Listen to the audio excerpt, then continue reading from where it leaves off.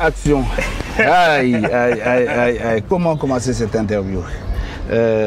Parce que, pour dire la vérité, si aujourd'hui je peux me mettre ici à dire je vais présenter une émission de télé, c'est parce qu'il y a quelqu'un qui m'a donné un coup de pouce qui a été décisif dans ma carrière. Et ce monsieur, il s'appelle Baaba Maal. J'en profite pour rendre hommage à Moïse Ambroise Gomis, oui, bien sûr, ouais. Qui m'avait dit lors de ce diapason, à la fin du diapason, viens, il y aura Baaba Maal. Et c'est là qu'on est venu. Et tu nous as donné rendez-vous au studio 2000. Et à partir de là, l'histoire de Positive Black Soul commence. Mais maintenant, j'aimerais savoir, puisqu'on a Baaba Maal lui-même en personne, face to face, comment l'histoire de Baaba Maal commence dans la musique? À Podor. À Podor, c'est ma ville natale. Et bon, comme tout jeune Podorois, c'est la musique, quoi. C'est la musique, c'est le théâtre, c'est le sport. C'est une ville très culturelle, mais en même temps une ville très intellectuelle. Donc on était au-dessus des tabous au niveau du Fouta. Certaines personnes pouvaient faire de la musique, d'autres ne pouvaient pas. En tout cas, en tant que profession, quand on est talentueux, on peut se joindre aux autres et danser, chanter comme on veut, mais pas prétendre être un professionnel de la musique. Mais à Podor, c'était permis. On avait une très grande troupe qui s'appelait la troupe théâtrale de Podor, qui a eu à prendre à 3 reprises la médaille d'or du chœur, donc du chant, avec le morceau Miyeoni, avec Mbassou Mansour. Miyeoni, c'était le titre d'un album aussi, non? Oui, Miyeoni, j'ai repris cela. Même dans le dernier truc, j'ai repris Miyeoni. Donc, mais après, je suis parti à Saint-Louis.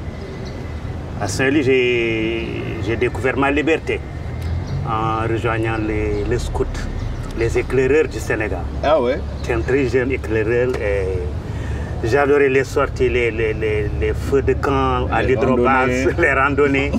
Bon, donc les grandes rencontres, je le dis très souvent, la première personne qui m'a tendu le micro, c'est Golbert Diagne. Oui, il y avait, paix à son âme, quoi, il y avait la rencontre de tous les éclaireurs du Sénégal, le Djamboré, on l'appelait. Donc on était à la place Rognan Sud et chacun chantait. Mais comme les jeunes éclaireurs du lycée Charles de Gaulle m'avaient entendu chanter, ils m'ont poussé au milieu du lycée, ils m'ont dit Baba, il faut chanter. Et j'ai chanté Andjalaore Salde. C'était Golbert qui avait le micro. Et ce même soir, bon, il a mis la chanson à la radio. Et c'était la première fois que j'entendais ma voix sortant bon, à travers ce petit objet qu'on appelle station radio et consort. Et je me disais, mais tiens, c'est comme ça que sonne ma voix. Et ça a commencé à m'exciter. Voilà. Quelques débuts.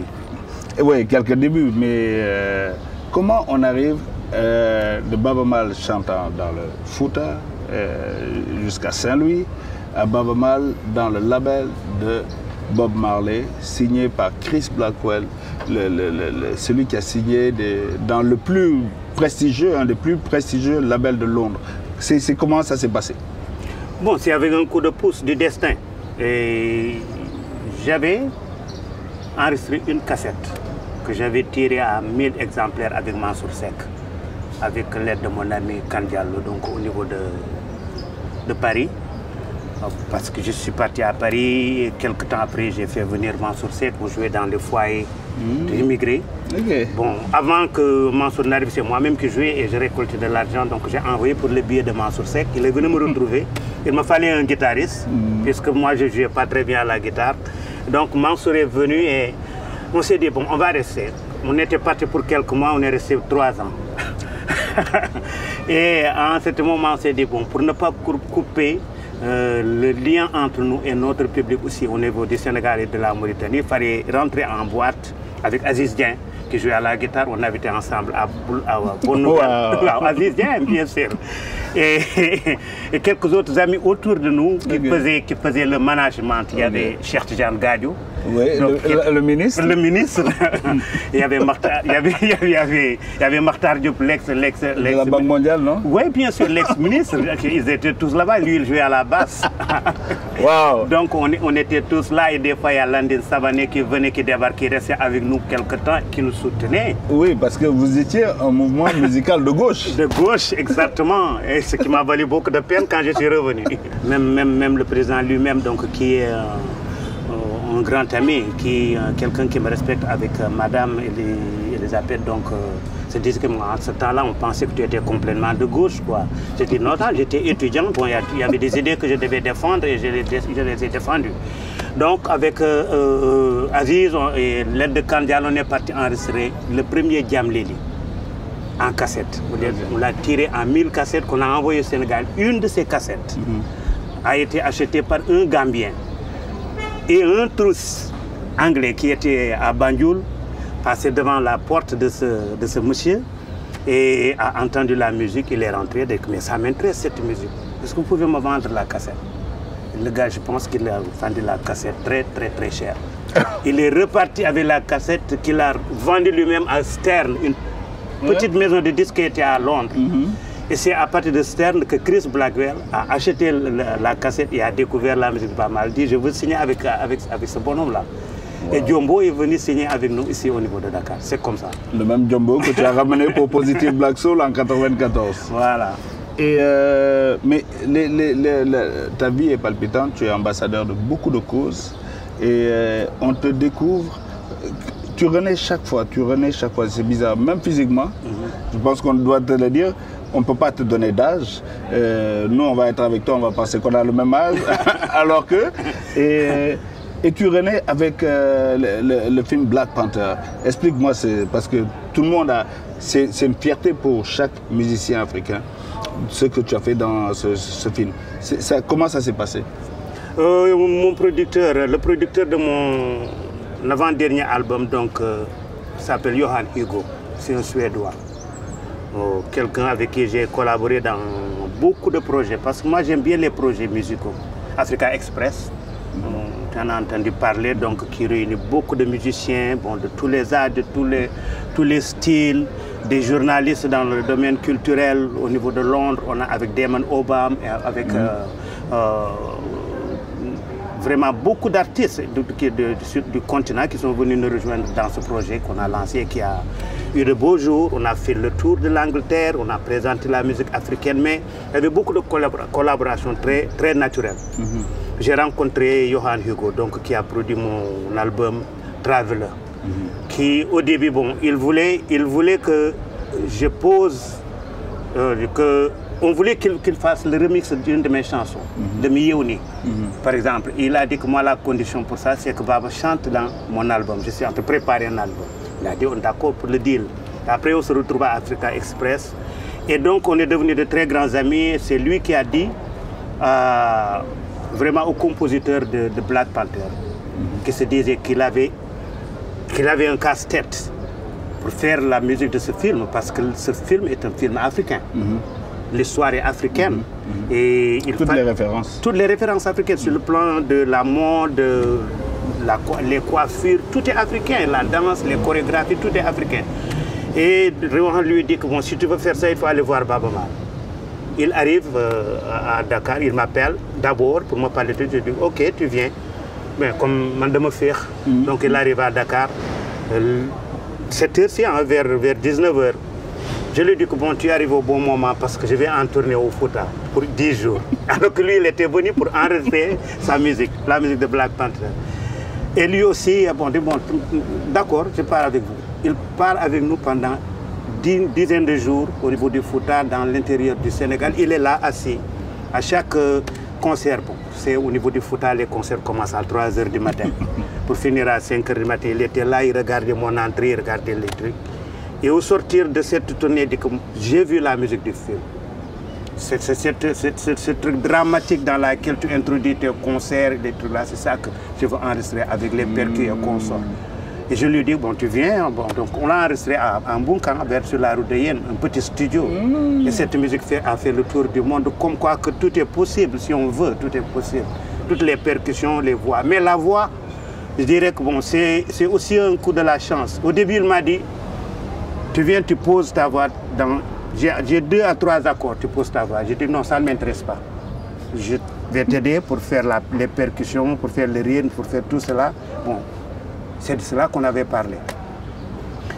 Bon, il ne s'entête pas. Le lendemain, il revient à la charge. Il me dit, mais essaie un peu. Si ça ne marche pas, ça ne marche pas. Je dis, ok, comme tu t'entêtes. Mets le micro, il met le micro, j'essaie. il part avec cette essai, c'est ça qui est dans le film. Naturellement. Voilà. Comme quoi. Mais en tout cas, nous, c'est une fierté pour nous. Aujourd'hui, on a décidé de te rendre hommage en prenant un de tes titres. Ce titre, pour moi, c'est la carte d'identité de la musique Fula.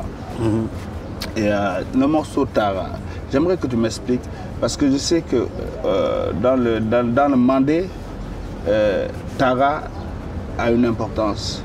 Dans le Fouta, Tara a une importance. Donc j'aimerais que tu m'expliques quelle est l'histoire de Tara. Tara, c'est un Bambara. À Tara. À Tara, il est parti. Et Tara est dédié à El Hadj Omar Foutiyou Tall, qui est né à Alwassi, à quelques kilomètres de Podor. Mais je pourrais dire que le Mandé a célébré El Hadj Omar beaucoup plus que les Foutanké. Les Foutanké se sont mis à se rattraper avec El Hadj Omar. Donc le morceau Tara lui-même n'a pas été créé par Baaba Maal. C'est une création purement de l'Empire du Mali, donc qui a été dédié à El Hadj Omar, donc ce marabout qui est venu, qui a amené de la lumière et qui est parti. Donc dans la chanson on dit que Kodo Subaka Djonguro Nage Hor, ce qui veut dire il est un hôte, un étranger à 10 h du matin. Avant midi, il devient le roi ou bien devient le boss du village. Et après, il fait ce qu'il fait et le lendemain, il part. Avant que les gens n'accourent pour le voir, il est déjà parti vers une autre partie. Donc c'est ça qui a amené le morceau Tara. Et comme moi, je suis quelque part assez bien lié avec El Hadj Omar, sa famille et tout, d'abord, je dirais merci à une dame qui s'appelle Assou Sakho, qui était élève au lycée Ahmed Fall de Saint-Louis, à Marie-Madeleine Valfoura et à son mari Jacob, donc qui avait monté la pièce Minuit. Oui. Et il y avait Tara dedans qu'on devait chanter. Oui. La dame, voilà. Tu l'as déjà fait en télé, non? Oui, je l'ai fait en genre de téléfilm, que je vais refaire d'ailleurs, beaucoup plus élargi, Inch'Allah. Et donc, la dame, la Assou Sakho, est venue et m'a dit, je te donne 2 morceaux. Le Marie-Madeleine de Jacob et donc et de la dame Assou Sakho qui vient, qui me dit que Baba, ta voix, elle est trop mondaine. Je sais pourquoi, moi je sais pourquoi, parce que j'ai au moins 25 à 50% de mon sang donc, qui vient du Mali. Ah ouais? Ouais, donc, tu vois ça, je découvre. Voilà. Et ma grand-mère s'appelle Kandia. Kandia est la mère de Khar, Khar est la mère d'Aïda, Aïda c'est ma mère. Donc voilà, ils sont venus du Mali, et donc c'est normal que la voix sonne mandé. Donc, et elle me donne la chanson Tara, je repars à Podor, on me raconte davantage l'histoire de El Hadj Omar. Je viens à Dakar pour aller à l'université, mais mon cœur était au conservatoire. Je suis parti m'inscrire élève professeur de musique pour tranquilliser mon père, comme ça il sait que bon, un professeur c'est un professeur. Je vais à la radio, je vais à la radio, j'enregistre les premiers enregistrements des morceaux. Le premier morceau c'était Tara de Cheikh Omar. Et mon père, quand je reviens à Podor, il écoute ça, il me dit si c'est des chansons comme ça que tu chantes, que je peux écouter maintenant, voilà, tu es musicien. Non, tu as été très technique dès le début. Mais j'avais tellement peur parce que c'était quelqu'un de très autoritaire. Et lui-même, il était chanteur, mais n'était pas sûr que l'avenir d'un chanteur sur le continent africain pouvait payer, quoi. Donc il ne voulait pas cela pour moi. D'autant plus que je ne me glorifie pas, j'étais bon élève. Voilà, il voulait que je continue mes études, mais Tara m'a sauvé. Je me suis dit qu'à chaque fois que je ferai un album, il y aura une chanson de El Hadj Omar dedans. Cette émission aussi ne pouvait pas se faire sans cette chanson de El Hadj Omar Foutiyou Tall. Donc, grand, je vais t'inviter à venir découvrir ce que tes enfants ont fait de Tara pour te rendre hommage. Ah, merci beaucoup, avec plaisir. C'est par là. On y va.